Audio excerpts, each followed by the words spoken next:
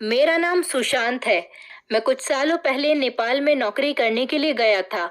मैं वहां पर फैक्ट्री में नौकरी करता था और मुझे वहां पर एक बंगाली लड़की मिल गई। वो मुझे पसंद आ गई थी और इसीलिए मैंने उससे शादी कर ली। लेकिन उस लड़की की फैमिली बंगाल में ही रहती थी। मेरी शादी के 6 महीने बाद ही फैक्ट्री में एक हादसा होने की वजह से मेरा एक हाथ कट गया। मेरा एक हाथ कट जाने की वजह से मैं लाचार हो गया था। ये दिन मेरी जिंदगी का सबसे बुरा दिन था। इससे पहले मैं अच्छे पैसे भी कमाता था। मैं भोजपुर में अपनी फैमिली को भी पैसे भेजा करता था। लेकिन अब मेरा एक हाथ नहीं था और मेरी एक टांग में फ्रैक्चर भी हो गया था, जिससे मैं चल तो पाता था लेकिन मुझे चलने में बहुत दिक्कत आती थी और मैं लाचार हो गया था। अब जबकि मेरी शादी हो गई थी और मेरा कोई ऐसा सहारा नहीं था जो मुझे कमाकर दे सकता, और इसीलिए अब मुझे ही कुछ करना था।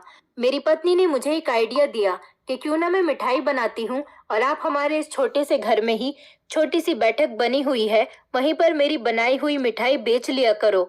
मुझे अपनी पत्नी का यह आइडिया काफी पसंद आया और इसीलिए मैंने अपने घर की बैठक में मिठाई बेचना शुरू कर दी। मेरी पत्नी सारा दिन घर में रहती और मैं बैठक में बैठकर मिठाई बेचा करता था। मुझे ये काम शुरू किए हुए लगभग एक हफ्ता हो गया था, लेकिन मेरी सारी मिठाई रखी की रखी रह जाती थी। मेरा एक जानने वाला था जो मिठाई बनाने का सामान मार्केट से लाकर मेरी पत्नी को देकर चला जाता था। मैंने अपनी पत्नी से कहा था कि शुद्ध मिठाई बनाया करो, मिठाई में कभी मिलावट मत करना, क्योंकि मैं बहुत ईमानदार इंसान था और सारे काम ईमानदारी से करता था। मैं नहीं चाहता था कि मेरी मिठाई से लोगों को कोई नुकसान पहुंचे। मैंने अपनी पत्नी से कहा, पहले ही मुझ पर इतना बड़ा हादसा गुजर चुका है, इसीलिए मैं कोई बेईमानी नहीं करना चाहता और शुद्ध मिठाई बेचूंगा, जिससे लोगों को नुकसान नहीं पहुंचे, बल्कि मिठाई खाने से उनकी सेहत अच्छी हो। लेकिन मुझे अपनी दुकान पर बैठे हुए पूरा पूरा दिन गुजर जाता था, कोई मिठाई खरीदने ही नहीं आता था। हमारे घर में एक ही फ्रिज थी, वो भी बहुत छोटी थी, और मैं बासी मिठाई अपने कस्टमर को नहीं बेचना चाहता था। मेरी पत्नी कहती कि अगर हम मिठाई फ्रिज में नहीं रखेंगे तो वो खराब हो जाएगी। मेरी पत्नी ने सारी मिठाई ली और मोहल्ले के सारे बच्चों में बांट दी। मेरी पत्नी मोहल्ले के सारे बच्चों में बांट दी। मेरी पत्नी का नाम श्रेया था और वो बंगाली थी, लेकिन यहाँ पर वो अपने किसी रिश्तेदार के यहाँ पर आई हुई थी। जब मैं यहाँ अपनी फैक्ट्री में काम करता था तब मुझे वो पसंद आ गई थी, इसीलिए मैंने उससे शादी करने के लिए कहा। श्रेया ने जब अपने माता पिता से हमारे बारे में बात की तो उसके माता पिता भी हमारी शादी के लिए तैयार हो गए थे, और जब मैंने अपने पेरेंट्स से पूछा तो वो भी हमारी शादी के लिए तैयार हो गए थे। हमने बड़ी सादगी से ही शादी की थी। हम दोनों की फैमिली हमारी शादी के दिन के लिए नेपाल आ गई थी। अब जबकि मैं नेपाल में ही काम करता था, इसलिए मैंने यहाँ पर एक किराए का मकान लिया और अपनी पत्नी के साथ इस किराए के मकान में शिफ्ट हो गया था। मेरी पत्नी हर 6 महीने में यहाँ पर आती जाती रहती थी, इसलिए वो यहाँ की हर चीज को जानती थी और उसे यहाँ के हर रास्ते के बारे में मालूम था। मेरी पत्नी बहुत खूबसूरत थी। मैं भी कोई कम खूबसूरत नहीं था। मैं बहुत स्मार्ट हूँ। मेरे माता पिता ने श्रेया को कहा भी था कि तुम हमारे साथ चलो, लेकिन वो मेरा साथ छोड़कर कहीं नहीं गई, और मेरी शादी के पूरे 6 महीने बाद मेरे साथ ये हादसा हो गया था, जिसकी वजह से मेरा एक हाथ कट गया और मेरी एक टांग में फ्रैक्चर हो गया। यहाँ नेपाल में मैं किसी को नहीं जानता था, लेकिन श्रेया की यहाँ पर सबसे जान पहचान थी, क्योंकि वो जब अपने रिश्तेदार के यहाँ यहाँ पर हर 6 महीने में आती थी तो लगभग 2 महीने यहाँ गुजार कर ही जाती थी। अब जब मेरे साथ यह हादसा हो गया तो मेरे माता पिता ने मुझसे बहुत कहा कि तुम भोजपुर वापस आ जाओ, लेकिन मैं भोजपुर वापस नहीं जा सकता था, क्योंकि भोजपुर में मुझे अपने हिसाब का कोई काम नहीं मिल रहा था, क्योंकि मैं पढ़ा लिखा भी नहीं था और मेरा मानना यह है कि अनपढ़ इंसान की कोई वैल्यू नहीं होती। बहुत से ऐसे लोग हैं जिन्हें नौकरी आसानी से मिल पाती है, इसलिए मैं चुपचाप नेपाल चला आया था और यहाँ पर एक फैक्ट्री में नौकरी कर रहा था। यहाँ मुझे पैसे अच्छे मिल जाते थे, इस वजह से मेरे घर के हालात भी बेहतर हो गए थे। मेरे माता पिता भी खुश रहने लगे थे।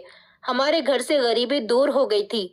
मुझे नेपाल में नौकरी करते हुए पूरे 2 साल हो गए थे, इसलिए मुझे नेपाल की ही आदत पड़ गई थी। मैं यहाँ से नहीं जाना चाहता था, इसलिए मैं अपनी पत्नी को लेकर परमानेंट यहीं पर शिफ्ट हो गया था। मेरी पत्नी ने भी कहा था कि चलो हम यहाँ से चलते हैं, लेकिन मैं भोजपुर जाकर अपने माता पिता पर बोझ नहीं बनना चाहता था, क्योंकि मेरे पिता भी बूढ़े हो चुके थे। घर में मेरे 2 भैया और 2 भाभियां भी रहती थीं। वो लोग सोचते कि अब ये लाचार हो गया है और हम पर बोझ बनने के लिए हमारे पास आ गया। इसकी मजबूरी है, इसलिए ये हमारे पास आ गया। लेकिन मैं तो बहुत ईमानदार और खुददार इंसान था, इसीलिए मैं किसी का सहारा नहीं लेना चाहता था। मैंने अपनी पत्नी से कहा, मैं नहीं जाऊंगा, लेकिन यहीं पर रहकर कुछ दूसरा काम कर लूंगा।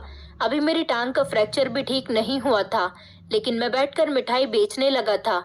कोई दूसरा काम भी मुझे नहीं आता था, लेकिन जब इंसान का हाथ नहीं होता तो वो भला कोई दूसरा काम कैसे कर सकता है। मेरा सीधा हाथ कट गया था, जबकि सीधे हाथ से तो बहुत सारे काम किए जा सकते हैं। मैं बहुत मजबूर और लाचार हो गया था। मैं मिठाई बेचने की बहुत कोशिश करता, लेकिन मेरी मिठाई बिकी नहीं रही थी। बची हुई मिठाई तो हमें बच्चों में बांटनी पड़ जाती थी। मैं बहुत परेशान हो गया था। पूरे 1 हफ्ते की मिठाई रोज बच्चों में बांटनी पड़ रही थी। मैं बहुत परेशान था, क्योंकि इस तरह से तो कुछ नहीं होने वाला था। जो मेरे जुड़े हुए पैसे थे, वो मिठाई के सामान में खर्च हो चुके थे। अब मैं बहुत परेशान हो गया था। मेरे पास जुड़े हुए पैसे भी नहीं बचे थे। मेरी पत्नी बहुत अच्छी थी, वो मेरा बहुत ख्याल रखती थी और बड़ी मेहनत से मिठाई तैयार करती थी। इस हादसे के बावजूद भी वो मेरी बहुत मदद कर रही थी। उसने मुझसे वादा किया था कि वो मुझे छोड़कर कभी नहीं जाएगी और हमेशा इसी तरह से मेरा साथ देगी। मैं तो बिल्कुल लाचार हो गया था, इसलिए मेरे सारे काम भी वही किया करती थी। उसे घर के काम भी करने होते थे और मेरे काम भी करने होते थे, और अब तो वो मिठाई भी बनाने लगी थी। मेरी पत्नी सच में बहुत अच्छी औरत थी। वो बहुत सीधी और मेहनती थी। इस मुश्किल की घड़ी में भी वो मेरा बहुत साथ दे रही थी। अगले दिन भी यही हुआ कि मेरी मिठाई नहीं बिक सकी और खराब होने के डर से मेरी पत्नी ने उसे बच्चों में बांट दिया। मेरी पत्नी मुझसे कहने लगी कि इस तरह से तो रोज हमारा नुकसान ही हो रहा है और अब आगे मिठाई के लिए हमारे पास पैसे नहीं बचे। इस तरह से कैसे काम चलेगा और हमारी आने वाली जिंदगी कैसे गुजरेगी। मैं भी बहुत ज्यादा परेशान हो गया था। मेरे पास अपनी पत्नी के सवाल का कोई जवाब मौजूद नहीं था। अपनी पत्नी से बात करते करते मेरी आंखों में आंसू आ गए थे और फिर मेरी पत्नी भी रोने लगी थी। मेरी पत्नी मुझे तसल्ली देने लगी और कहने लगी कि फिक्र मत करो, सब कुछ ठीक हो जाएगा, भगवान सब ठीक कर देगा। आप परेशान क्यों होते हो, मैं हूं ना आपके साथ, सब कुछ ठीक हो जाएगा। मेरी पत्नी ज्यादातर यहाँ पर आती जाती रहती थी, इसलिए वो बहुत अच्छी नेपाली भाषा बोलती थी, लेकिन वो इंडियन थी। मेरी पत्नी बहुत ज्यादा खूबसूरत थी। उसे देखकर तो मुझे कभी कभी ये अफसोस होता था कि कहीं मेरी पत्नी ये ना सोचे कि मैं अब उसके काबिल नहीं रहा, और मुझे ये डर रहने लगा था कि कहीं मेरी पत्नी मुझे छोड़कर ना चली जाए। लेकिन मेरी पत्नी कहती थी कि तुम फिक्र मत करो, मैं सब कुछ जानती हूँ, मैं सब कुछ ठीक कर दूंगी। मैं हमेशा आपका साथ दूंगी और कभी बुरे हालात में आपको अकेला छोड़कर नहीं जाऊंगी। लेकिन आगे क्या होगा, अब मुझे इस बात की टेंशन रहने लगी थी। फिर मेरी पत्नी ने मुझे एक सॉल्यूशन बताया, जिसे सुनकर मैं नाराज भी हो गया था। मैंने अपनी पत्नी से कहा कि मैं नहीं चाहता कि मेरी पत्नी को दूसरा कोई मर्द देखे, तो तुम्हें कोई जरूरत नहीं है। मेरी पत्नी कहना चाह रही थी कि मैं तुम्हारी जगह पर मिठाई बेचती हूँ। मैंने कहा कि मुझे ये बात पसंद नहीं कि तुम दुकान पर बैठकर मिठाई बेचो और दूसरे मर्द आकर तुम्हारी तरफ नजर डालें। ये बात मुझे बिल्कुल पसंद नहीं, और ये आइडिया तुम्हारे दिमाग में आखिर कहाँ से आया। मैंने कहा, मैं ऐसा कभी नहीं होने दूंगा और तुम्हें कभी दुकान पर बैठने की परमिशन नहीं दूंगा। मेरी पत्नी कहने लगी, ये हमारी दुकान नहीं है, बल्कि ये तो हमारे घर में बना हुआ छोटा सा कमरा है, और मुझे कहीं दूसरी जगह तो नहीं जाना। अपने घर में बैठकर ही तो मिठाई बेचनी है। लेकिन मैं आगे नहीं बैठूंगी, बल्कि मैं तो साइड में होकर बैठ जाया करूंगी। मोहल्ले की औरतों को अगर पता चलेगा कि इस दुकान पर औरत बैठकर मिठाई बेचती है, तो आदमियों के साथ साथ औरतें भी मिठाई लेने के लिए आया करेंगी। मर्द तो ज्यादातर नौकरी पर चले जाते हैं, इसलिए औरतों को भी मिठाई की जरूरत होती होगी, वो खुद ही आकर ले जाया करेंगी। मेरी पत्नी की ये बात तो बिल्कुल सही थी कि औरतों को देखकर औरत दुकान से मिठाई लेकर चली जाएंगी, और हमारे मोहल्ले में वैसे भी औरतों को सामान लेने की बहुत दिक्कत होती थी। और ये बात भी सही थी कि ये कोई दुकान नहीं, बल्कि ये तो हमारे घर का कमरा था, और मेरी पत्नी अपने घर में ही तो बैठेगी। फिर भी मुझे ये बात पसंद नहीं थी, लेकिन हालात के बारे में सोचते हुए मैंने अपनी पत्नी को परमिशन दे दी। फिर अगले दिन मुझे खबर मिली कि बंगाल से मेरी पत्नी की बहन खुशी आ रही है। वो मेरी तबीयत देखने के लिए आ रही थी। वो कुछ देर अपनी बहन के साथ बैठी रही। उसके बाद मेरे पास बैठकर मेरे साथ बातें करती रही। खुशी मेरी पत्नी की बड़ी बहन थी। मेरी पत्नी ने अपनी बहन को हमारे घर की परेशानी भरे हालात के बारे में सुनाना शुरू कर दिया। मैं यही सोच रहा था कि मेरी साली क्या सोचेगी कि ये लड़का हमारी बहन को परेशान रख रहा है। जब मेरी पत्नी ने अपनी बहन को बताया कि वो मिठाई की दुकान पर बैठना चाहती है, तो उसकी बहन को भी इस बात पर कोई एतराज नहीं हुआ। वो कहने लगी, अगर ये दुकान पर बैठ जाएगी तो कोई बात नहीं, और वैसे पत्नी ही तो पति के बुरे हालात के वक्त काम आती है। अगर वो आपका साथ दे रही है तो इसमें क्या बुरी बात है। और फिर अगर आपकी पत्नी ही आपका साथ नहीं देगी तो फिर आपका साथ कौन देगा, क्योंकि इस अनजान शहर में आपका कोई भी नहीं है। मैं तो अभी भी आपसे यही कहती हूँ कि आप इस शहर से या तो बंगाल आ जाओ या फिर भोजपुर अपने माता पिता के पास चले जाओ। अगर आपको अच्छा नहीं लगता श्रेया को दुकान पर बैठाना, तो फिर आपको जो ठीक लगे आप वो कर लो। आप दोनों अपनी मर्जी के मुताबिक जैसा ठीक लगे वैसा कर सकते हो। हमें तो कोई परेशानी नहीं। हम इस बारे में किसी को नहीं बताएंगे कि श्रेया दुकान पर बैठती है। मेरी साली ने मुझे अच्छी तरह से समझा दिया था। फिर मैंने सोचा कि चलो मैं अपनी पत्नी को परमिशन दे देता हूँ। मेरी साली 2 दिन हमारे घर पर रुककर जाने लगी। तो जाते जाते उसने अपनी बहन से कहा कि वो अगले महीने फिर से हमारे घर आएगी। मैंने अपनी पत्नी से कहा कि सब ठीक तो है, तुम्हारी बहन इतनी जल्दी बंगाल से नेपाल क्यों आएगी? तुम्हें उससे क्या कोई पर्सनल काम है, या फिर तुम्हारी बहन को तुमसे कोई काम है? तो मेरी पत्नी कहने लगी, नहीं, ऐसी तो कोई बात नहीं। दरअसल मेरी दीदी का देवर यहाँ पर काम करता है, इसलिए वो अपने देवर के पास भी कभी कभी आ जाती है। इसलिए वो कहने लगी होंगी कि कभी कभी हमसे भी मिलने आ जाया करेंगी। मैंने अपनी पत्नी से कहा कि चलो ठीक है, ये तो अच्छी बात है, क्योंकि मैं तो अभी कहीं जाने की हालत में नहीं था। डॉक्टर ने मुझे सफर करने के लिए मना किया था, और फिर मेरी हालत इतनी बुरी थी कि मैं सफर कर भी नहीं सकता था, और अपनी पत्नी को उसके मायके वालों से भी नहीं मिलवाने के लिए लेकर जा सकता। अच्छी बात थी कि उसके मायके वाले खुद यहाँ आने लगे थे। इसमें मेरा ही फायदा था कि मेरी पत्नी अपने घर वालों से यहीं पर मिलेगी, मुझसे अपने मायके जाने की जिद नहीं करेगी। अगले दिन मैंने अपने एक दोस्त को फोन किया और उससे कुछ पैसे उधार मांगे, क्योंकि मेरे पास मिठाई बनाने के सामान के लिए अब पैसे बिल्कुल खत्म हो चुके थे।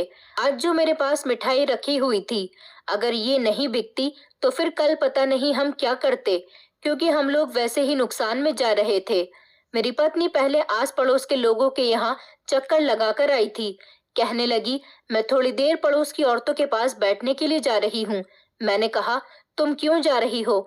तो मेरी पत्नी कहने लगी कि मैं लोगों के घरों में जाकर कहकर आऊंगी कि ये मेरे हाथ की शुद्ध बनी हुई मिठाई है। मेरी मिठाई खाने से आप लोगों को कोई बीमारी नहीं लगेगी, और ना ही मेरी मिठाई में कोई मिलावट होगी। ये बात अभी तक लोगों को नहीं पता है। लोगों को लगता है कि हम मार्केट से ही मिठाई खरीद कर बेचते हैं, तभी कोई हमारी मिठाई खरीदने नहीं आता। जब लोगों को ये बात पता चलेगी कि ये घर पर बनी हुई मिठाई है और शुद्ध मिठाई है, तो लोग खुद चलकर हमारे पास आएंगे और हमारी मिठाई को टेस्ट करेंगे। जब टेस्ट करेंगे तो उन्हें मिठाई बहुत पसंद आएगी। उसी के बाद तो हमारी मिठाई की बिक्री होने लगेगी। और सबसे अच्छी बात यह है कि जब औरतों को पता चलेगा कि मैं मिठाई बेच रही हूँ, तो औरतें भी यहाँ पर मिठाई लेने के लिए आ जाया करेंगी। हमें अपनी मिठाई की थोड़ी बहुत पब्लिसिटी तो करनी ही होगी ना, तभी तो हमारा काम चलेगा। मेरी पत्नी सिर्फ हमारे मोहल्ले की ही कुछ घरों में गई थी, उसके बाद वापस आ गई। और उसके बाद मेरी पत्नी कहने लगी कि आप मेरे लिए भगवान से प्रार्थना करो कि आज ये मिठाई बिक जाए, सब कुछ ठीक हो जाएगा, हमारे घर के हालात भी बेहतर हो जाएंगे। थोड़ी देर के बाद मेरी पत्नी मिठाई की दुकान पर बैठ गई। एक कस्टमर औरत आई तो मेरी पत्नी ने उसे मिठाई दी। वो औरत लगभग 2 किलो मिठाई खरीद कर ले गई थी। मेरी पत्नी इस बात से बहुत खुश हुई। मैंने उससे कहा कि एक कस्टमर से काम नहीं चलेगा। अगर आज हमारी ये सारी मिठाई नहीं बिकी तो फिर हमें ये मिठाई बच्चों में बांटनी पड़ेगी, और कल की मिठाई बनाने के लिए हमारे पास पैसे नहीं बचेंगे। भगवान से यही प्रार्थना करता हूँ कि हमारी आज की सारी मिठाई बिक जाए, ताकि हम नुकसान में न जाएं। मैं बैठे बैठे बहुत थक गया था और टेंशन की वजह से मेरे सर में भी बहुत दर्द हो रहा था। इसलिए मैं आराम करने के लिए कुछ देर अपने कमरे में जाकर लेट गया और अपनी पत्नी से कहा कि तुम दुकान का ध्यान रखना। मैं जब आराम करने के लिए लेट गया तो मुझे नींद आ गई। अचानक जब मेरी आंख खुली तो मुझे सोते हुए 3 घंटे हो गए थे। मैं घबराकर लंगड़ाता हुआ अपनी दुकान पर गया। मैं यही सोच रहा था कि आज भी मिठाई नहीं बिकी होगी। मैं अपनी बैठक में गया और पत्नी से कहने लगा, क्या हुआ, आज भी मिठाई नहीं बिकी होगी ना? तो मेरी पत्नी खड़ी हुई और मुस्कुराने लगी और कहने लगी, नहीं, ऐसा कुछ नहीं है, आज मैंने सारी मिठाई बेच दी है। मेरी पत्नी ने सारे पैसे उठाए और मेरी तरफ बढ़ाने लगी। मुझे तो ये सब देखकर बड़ी हैरानी हुई। मैंने जब दुकान की तरफ नजर घुमाई तो दुकान की सारी मिठाई खत्म हो चुकी थी। ये बात सच थी कि मेरी पत्नी ने सारी मिठाई बेच दी थी और वो उसी बिकी हुई मिठाई के पैसे मुझे दे रही थी। मैं हैरान रह गया था कि इन 3-4 घंटे में मेरी दुकान खाली हो गई थी। मेरी दुकान की सारी मिठाई बिक चुकी थी। मुझे लगा कि मेरी पत्नी मजाक कर रही है या फिर मैं कोई सपना देख रहा हूँ। लेकिन जब मैंने दुकान की तरफ देखा तब यकीन करने के अलावा मेरे पास कोई और चारा भी नहीं था। मिठाई के सारे बर्तन खाली पड़े हुए थे और पैसे भी उतने ही थे जितनी की आज की सारी मिठाई के बनते थे। हमारी सारी मिठाई लगभग 8,000 रुपए की बिक गई थी। मेरी पत्नी ने कहा कि इनमें से आधे पैसे मुझे दे दो ताकि मैं कल की मिठाई बनाने का सामान ला सकूं। मैंने आधे पैसे अपनी पत्नी को दे दिए और उसके बाद मेरी पत्नी खुद सामान लेने के लिए घर से निकल गई। मैं बड़ा हैरान था कि आज हमारी सारी मिठाई बिक गई थी। अब हर दिन ऐसा ही होने लगा था। जब मेरी पत्नी दुकान पर मिठाई बेचने के लिए बैठती तो सारी मिठाई बिक जाती थी। मेरी पत्नी के पास औरतें और मर्द दोनों ही मिठाई खरीदने के लिए आते थे। लोग काफी खुशी खुशी मिठाई लेकर जाने लगे थे और हमारी मिठाई की दुकान पर भीड़ लगी रहती थी। हमारे घर के हालात सुधरने लगे थे। हमारे पास काफी पैसा इकट्ठा रहने लगा था। इसके बाद मेरी पत्नी ज्यादा सामान लेकर आई और सारी रात किचन में खड़े होकर मिठाई बनाती। लेकिन मेरी पत्नी डिब्बे में ही मिठाई रखकर उसको पैक कर दिया करती थी। मेरी पत्नी का कहना था कि हम कस्टमर को खुली हुई मिठाई नहीं देना चाहते क्योंकि खुली हुई मिठाई पर कीड़े बैठते हैं जिनसे बीमारियां फैलती हैं। मेरी पत्नी भी बहुत समझदार हो गई थी। हमें लगभग 5 महीने हो गए थे, लेकिन हर महीने मेरी साली भी आती थी।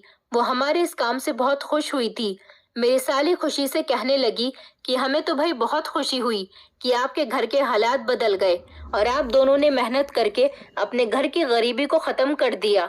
वरना तो लोग इस तरह का हादसा हो जाने के बाद अपने अंदर की हिम्मत को खत्म कर देते हैं और अपने रिश्तेदारों से उम्मीद लगाने लगते हैं। आप दोनों ने तो खुद मेहनत करके सब कुछ ठीक कर लिया। ये तो बहुत अच्छी बात है। मेरी साली बहुत खुश हुई थी। वो हर महीने हमारे घर आने लगी थी। एक दिन मेरी साली घर पर आई हुई थी और वो दोनों दूसरे कमरे में बैठी हुई आपस में बातें कर रही थीं। तभी अचानक मैं उनके कमरे में चला गया। मैंने देखा कि मेरी साली अपनी बहन को एक छोटा सा कट्टा दे रही थी। जैसे ही मैं अंदर गया तो अचानक मेरी साली ने उस कट्टे को छुपा दिया। उन दोनों की नजर जैसे ही मुझ पर गई थी, मेरी पत्नी घबरा गई और उसने अपनी बहन को इशारा किया और मेरी पत्नी ने मुझे बातों में लगा लिया। मेरी साली बड़ी शातिर थी। वो चुपचाप उस कट्टे को उठाकर ऊपर वाले कमरे में लेकर चली गई। मैंने अपनी पत्नी से पूछा कि इस कट्टे में क्या है, तो मेरी पत्नी कहने लगी, दीदी का कुछ पर्सनल सामान है, वो ऊपर स्टोर रूम में रखने जा रही है। उन दोनों को शायद पता नहीं था कि मैं उनकी चालाकी समझ गया था। वो दोनों मुझसे कुछ छुपा रही थी। उस कट्टे में कुछ तो जरूर ऐसा था कि वो मुझे उसके बारे में बताना नहीं चाह रही थी। हमारा स्टोर रूम ऊपर बना हुआ था। मैं ठीक से चल नहीं पा रहा था, इस वजह से मैं सीढ़ियों तक नहीं चढ़ सकता था। मेरी पत्नी और साली दोनों ही मुझसे झूठ बोल रही थी। मैं चाहता था कि ऊपर जाकर देखूं कि इस कट्टे के अंदर क्या है, लेकिन मेरी मजबूरी थी, मैं सीढ़ियां नहीं चढ़ सकता था। जब मेरी साली नीचे उतर कर आई तो मैंने उससे भी यही सवाल किया कि तुम स्टोर रूम में क्या रख कर आई हो, तो उसने भी यही कहा कि इसमें मेरा कुछ पर्सनल सामान है, जब मैं अपने घर जाऊंगी तो इसे ले जाऊंगी। मैंने कहा कि ऐसा कौन सा पर्सनल सामान है जो सिर्फ स्टोर रूम में ही रखा जा सकता है। मेरी पत्नी और मेरी साली ने दोनों ने मुझे बातों में लगा लिया और बातों बातों में मुझे ऐसा कर दिया कि मैं उस कट्टे की बात को बिल्कुल भूल गया। लेकिन रात के टाइम ही मुझे पता चला कि 1 घंटे बाद मेरी साली बंगाल जा रही है। जब मेरी साली चली गई तो मैंने अपनी पत्नी से कहा कि वो अपना पर्सनल सामान नहीं लेकर गई। तो मेरी पत्नी ने कहा कि नहीं, वो शायद अपना सामान भूल गई है, कोई बात नहीं, अगली बार आएंगी तो ले जाएंगी। जबकि मैं अच्छी तरह से समझ गया था कि उस कट्टे के अंदर कोई पर्सनल चीज नहीं, वो एक छोटा सा कट्टा था। अगर उस कट्टे के अंदर मेरी साली का पर्सनल सामान था तो फिर वो अपने पर्सनल सामान को यहाँ भूलकर कैसे जा सकती है। वैसे मेरी साली बहुत अच्छी थी, वो हर बार मेरी फिक्र करती थी और अपने पति के साथ ही हमारे घर पर आई थी। लेकिन अब की बार न जाने ऐसा क्या हुआ था कि वो अब अकेले ही बंगाल से नेपाल आने लगी थी। लेकिन मेरे दिमाग में सिर्फ यही बात घूम रही थी कि उसने जो कट्टा मेरी पत्नी को दिया था उसके अंदर ऐसा क्या था और वो दोनों मुझसे उसे छुपा क्यों रही थी। मेरी पत्नी ने हर बार मुझे बातों में लेने की कोशिश की, लेकिन मैं समझ गया था कि जरूर कुछ न कुछ गड़बड़ है। उस कट्टे के अंदर ऐसा क्या था, कहीं वो मेरी पत्नी के लिए उस कट्टे के अंदर राशन तो नहीं लेकर आई थी। मुझे अपनी ससुराल वालों से कोई मदद नहीं लेनी थी। मैं कोई बेवकूफ इंसान नहीं था और न ही अपने ससुराल वालों से कोई सहारा लेना चाहता था। राशन तो यहाँ भी मिल सकता है, तो फिर मेरी पत्नी की बहन बंगाल से ही राशन क्यों लेकर आएगी। मैंने अपनी पत्नी को अच्छी तरह से समझाया हुआ था कि मुझे कभी भी तुम्हारे मायके वालों से कोई मदद नहीं चाहिए। अगर मुझे कभी किसी की जरूरत पड़ी तो मैं सबसे पहले अपने माता पिता से मदद लूंगा, चाहे मेरा दूसरा हाथ भी क्यों ना कट जाए। तुम्हारे लिए और अपने लिए सब कुछ मैं ही करूंगा, कभी हिम्मत नहीं हारूंगा। अब मैं धीरे धीरे थोड़ा बहुत चल सकता था, क्योंकि मेरी टांग के फ्रैक्चर को थोड़ा थोड़ा फर्क होने लगा था। धीरे धीरे मैं इतना काबिल तो हो ही चुका था कि खुद को संभाल लिया करता था। मेरी पत्नी ने भी मुझसे वादा किया था कि वो मुझे छोड़कर कभी नहीं जाएगी और न ही कभी अपनी फैमिली वालों से मदद मांगेगी। अगर मेरी पत्नी के पेरेंट्स अपनी मोहब्बत से कुछ देते हैं तो वो उनका प्यार और सम्मान है, लेकिन हम अपनी तरफ से उनसे कोई मदद नहीं मांगेंगे।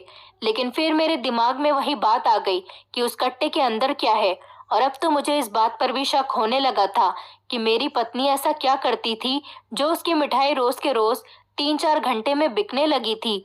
यही वो मिठाई थी और यही वो दुकान थी और यही वो मोहल्ला था और इसी मोहल्ले के लोग थे। जब मैं बैठता था तो कोई मुझसे मिठाई खरीदने के लिए नहीं आता था, और जिस दिन से मेरी पत्नी ने दुकान पर बैठना शुरू किया था तो 3-4 घंटे में ही सारी मिठाई बिक जाती थी। ऐसा भी नहीं था कि मेरी पत्नी अपने आप को सबको दिखाने के लिए दुकान पर बैठती थी। मेरी पत्नी जब दुकान पर बैठती तो वो अपने चेहरे पर मास्क लगा लिया करती थी ताकि उसकी खूबसूरती और उसके खूबसूरत चेहरे को कोई देख न सके। वो भी दूसरे मर्दों के सामने नहीं आना चाहती थी, क्योंकि मेरी पत्नी बहुत शर्मीले टाइप की थी। वो तो कभी ऐसे कपड़े भी नहीं पहनती थी जिससे उसका शरीर का थोड़ा सा भी हिस्सा दिख सके। मेरी पत्नी बहुत ही संस्कारी औरत थी, लेकिन ऐसा भी नहीं था कि आसपास के आदमी ये सोचकर आ रहे थे कि इस दुकान पर औरत बैठती है। आदमियों से ज्यादा तो औरतें आती थीं। मुझे कुछ न कुछ तो करना ही था। मेरी पत्नी आराम से मिठाई बेचती और जितने पैसे होते सब लाकर मुझे दे दिया करती थी, और फिर दुकान बंद करने के बाद अगले दिन की मिठाई बनाने के लिए मार्केट से सामान लेने जाती थी।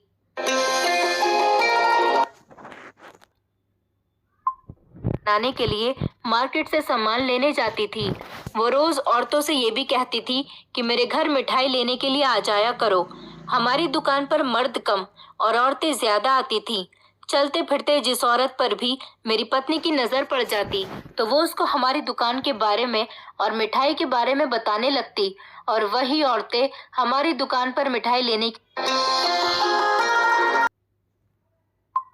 और मिठाई के बारे में बताने लगती और वही औरतें हमारी दुकान पर मिठाई लेने के लिए आ जाती थीं।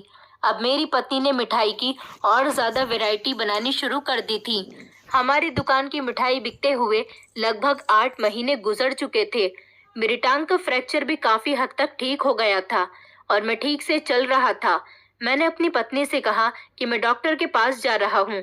मेरी पत्नी वैसे तो मेरे साथ डॉक्टर के यहाँ जाती थी, लेकिन मैं काफी बेहतर महसूस कर रहा था, इसीलिए मैंने अपनी पत्नी से कहा कि मैं खुद चला जाऊंगा, तुम दुकान पर बैठो। मेरी पत्नी ने कहा कि ठीक है, आप चले जाओ, अगर आपको अकेले जाना बेहतर लगता है तो वो कहने लगी, मुझे वैसे भी मिठाई बेचनी है, आज दिवाली का दिन है, कस्टमर ज्यादा आएंगे, उसके बाद मुझे घर की सजावट भी करनी है।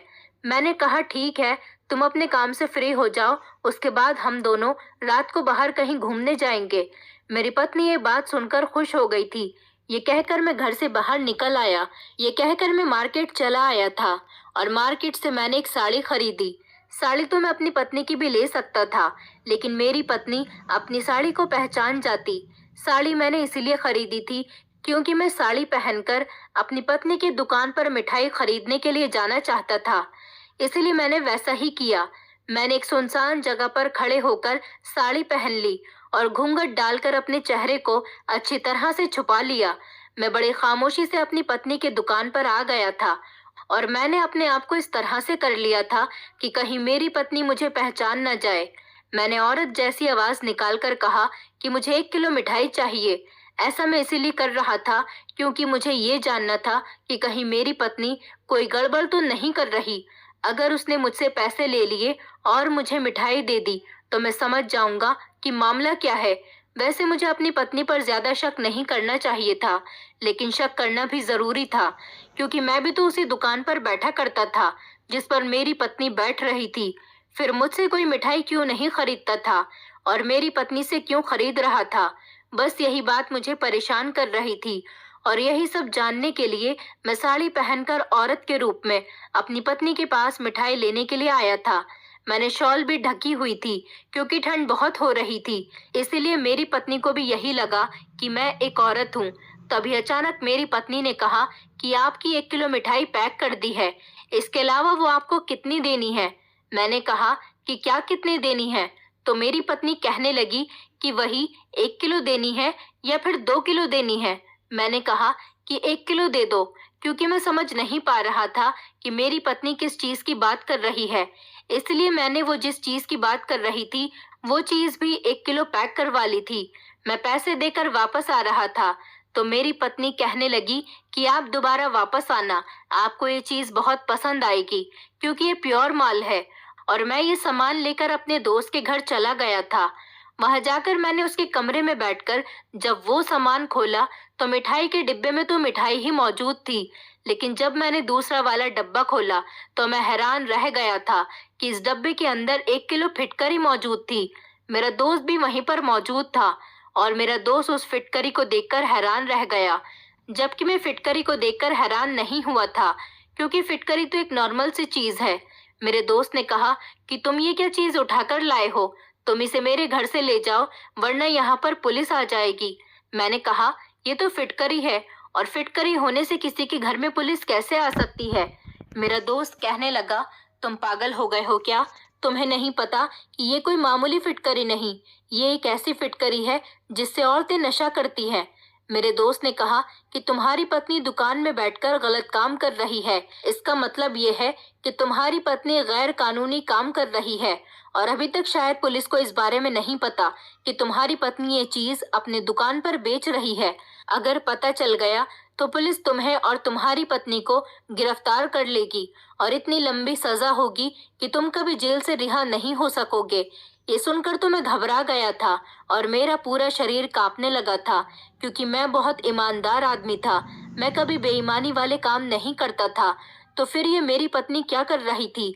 लेकिन मैं सोच में पड़ गया था कि मेरी पत्नी के पास ये फिटकरी कहाँ से आई थी। फिर मेरे दिमाग ने काम किया और मैं समझ गया कि हर महीने जो मेरी साली मेरे घर आती है और वो जो कट्टा लेकर आती है, शायद उस कट्टे के अंदर यही फिटकरी होती है और उस दिन भी उस कट्टे के अंदर यही फिटकरी होगी। ये चीज वो बंगाल से लेकर आ रही थी। मेरे दोस्त ने बताया कि ये फिटकरी यहाँ पर कहीं नहीं मिलती, ये सिर्फ दूसरे शहरों में पाई जाती है क्योंकि नेपाल में फिटकरी बैन है और कोई भी फिटकरी का व्यापार नहीं कर सकता क्योंकि ये मामूली फिटकरी नहीं है। ये एक ऐसी फिटकरी है जिसको पानी में मिलाकर पीने से इसका नशा किया जाता है। मेरे दोस्त ने बताया कि इस फिटकरी की एक खास बात ये भी है कि जो भी औरत ये फिटकरी पानी में मिलाकर पीती है उसे कभी प्रेगनेंसी नहीं रहती।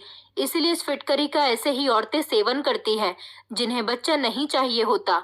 मैंने सोचा तभी तो हमारी दुकान पर ज्यादातर औरतों की भीड़ लगी रहती है। इसका मतलब ये था कि मेरी पत्नी और उसकी बहन ये दोनों मिलकर इस काम को अंजाम दे रही थीं और जो मेरी साली मेरी पत्नी के लिए कट्टा लेकर आई थी वो भी इसी फिटकरी का कट्टा था और वो ये चीज बंगाल से लेकर आ रही थी और ये दोनों मिलकर मेरी आंखों में धूल झोंक रही थी। मिठाई के साथ इस तरह की चीज बेचना कोई अच्छा काम नहीं था। मैं तो इस फिटकरी को वही मामूली फिटकरी समझ रहा था जो कि हम लोग इस्तेमाल करते हैं, लेकिन जब मुझे ये पता चला कि ये कोई मामूली फिटकरी नहीं बल्कि ये नशा करने वाली फिटकरी है, तो ये सुनकर मेरे पैरों तले से जमीन निकल गई थी और अब मुझे कुछ भी करके इस गलत काम को रोकना था। लोग हमारे यहाँ मिठाई लेने के बहाने साथ ही इस चीज को भी खरीदने आते थे।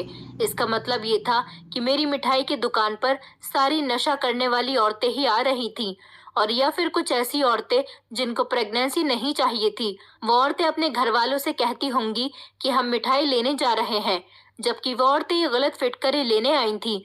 उन्हें मिठाई भी मिल जाती थी, अलग से फिटकरी को भी खरीद लिया करती थी। इस फिटकरी के पैसे मेरी पत्नी मुझे नहीं देती थी, शायद अपने पास ही संभाल कर रख रही थी, लेकिन मिठाई के पैसे तो वो मुझे रोज के रोज दे दिया करती थी।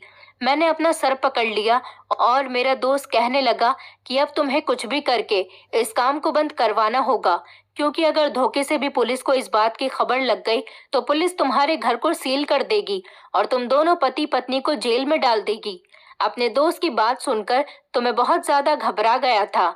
मेरे दोस्त ने कहा कि ये वाली फिटकरी नेपाल में बैन है, इसलिए तुम्हारी पत्नी ये फिटकरी यहाँ पर ज्यादा पैसों में बेच रही है।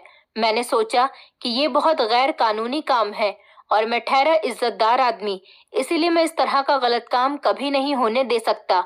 मैं फौरन ही घर पर गया और अपनी पत्नी से जाकर सवाल किया कि तुम्हारी बहन हर महीने हमारे घर पर क्यों आती है और क्या लेकर आती है। मेरा सवाल सुनकर मेरी पत्नी चौंक गई और कहने लगी, दीदी तो मेरे लिए कुछ भी नहीं लाती और वो सिर्फ मुझसे मिलने के लिए हर महीने मेरे घर आती है। मेरी पत्नी साफ झूठ बोल रही थी। मैंने अपनी पत्नी को सारी बात बता दी और कहा कि आज मैंने भेस बदलकर तुम्हारी सच्चाई जान ली कि तुम क्या बेचती हो। मेरी बात सुनकर मेरी पत्नी ने सब कुछ एक्सेप्ट कर लिया और कहने लगी कि मैंने कई दिन दुकान पर बैठकर देख लिया था कि कोई कस्टमर नहीं आ रहा था हमारी मिठाई खरीदने के लिए, जबकि मैंने मिठाई बनाने में इतनी मेहनत की। मैं इतनी मेहनत से मिठाई बनाती और साफ सफाई का भी बहुत ध्यान रखती थी और चाहती थी कि लोगों को शुद्ध मिठाई मिल सके। मैंने लोगों को यकीन दिलाया कि हमारी मिठाई शुद्ध मिठाई होती है, इसमें किसी तरह की कोई मिलावट नहीं।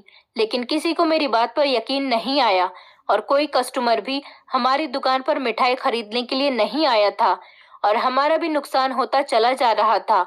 मैं बहुत परेशान हो गई थी। फिर एक दिन मैंने किसी से सुना कि यहाँ पर फिटकरी बैन है। फिटकरी इसीलिए बैन की गई है क्योंकि यहाँ की फिटकरी से नशा किया जाता है और औरतें फिटकरी का इस्तेमाल प्रेगनेंसी रोकने के लिए भी करती हैं।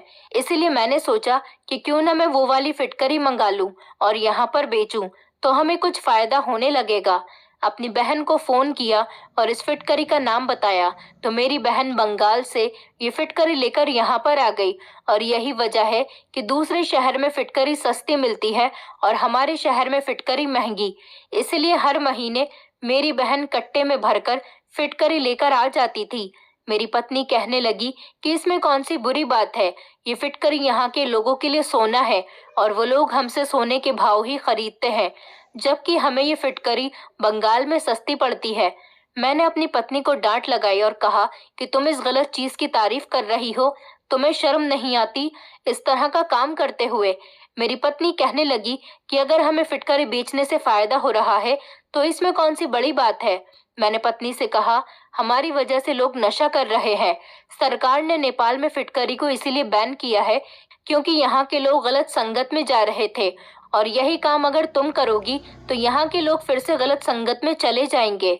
तुम्हें पता है, इस चीज का नशा करने से इंसान मौत के करीब तक पहुंच जाता है, लेकिन मैं तुम्हें ये काम हरगिज नहीं करने दूंगा। मैंने अपनी पत्नी से कहा कि अगर मेरे भाग्य में पैसा होगा तो मुझे मिल जाएगा, लेकिन ऐसे गलत तरीके से मुझे पैसा कभी नहीं कमाना। आज के बाद तुम ये काम नहीं करोगी और अगर तुमने ये काम किया तो मैं तुम्हें खुद पुलिस के हवाले कर दूंगा। मेरी ये बात सुनकर मेरी पत्नी घबरा गई थी।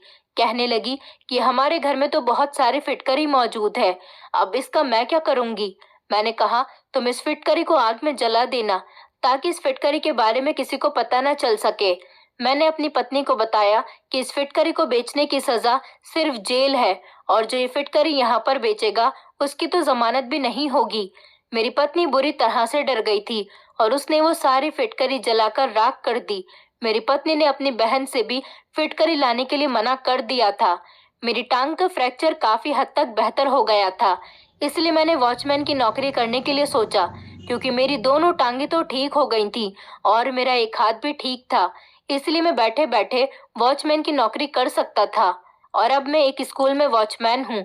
वहां पर मुझे अच्छी सैलरी मिलती है। भगवान का लाख लाख शुक्र था कि इस फिटकरी के बारे में किसी को कुछ पता नहीं चला था। अगर पता चल जाता तो हम दोनों पति पत्नी को जेल भी हो सकती थी। लेकिन मेरी पत्नी ने इस बात की कसम खा ली थी कि वो आज के बाद कभी ऐसा गलत काम नहीं करेगी। अब हम दोनों पति पत्नी एक साथ बहुत खुश रह रहे हैं। लेकिन मैं आपसे यही कहना चाहूंगा कि कभी भी किसी गलत काम करने से पहले 1000 बार सोच लेना। हर ईमानदार इंसान गरीब रहना मंजूर करेगा, लेकिन कभी भी गलत तरीके से पैसा नहीं कमाना चाहेगा। दोस्तों, उम्मीद करती हूँ आपको हमारी कहानी पसंद आई होगी। कहानी पसंद आई है तो वीडियो को लाइक करें, चैनल पर नए हैं तो चैनल को सब्सक्राइब करें और हाँ, नोटिफिकेशन बेल को जरूर दबाएं ताकि अगली अपडेट सबसे पहले आपको मिले।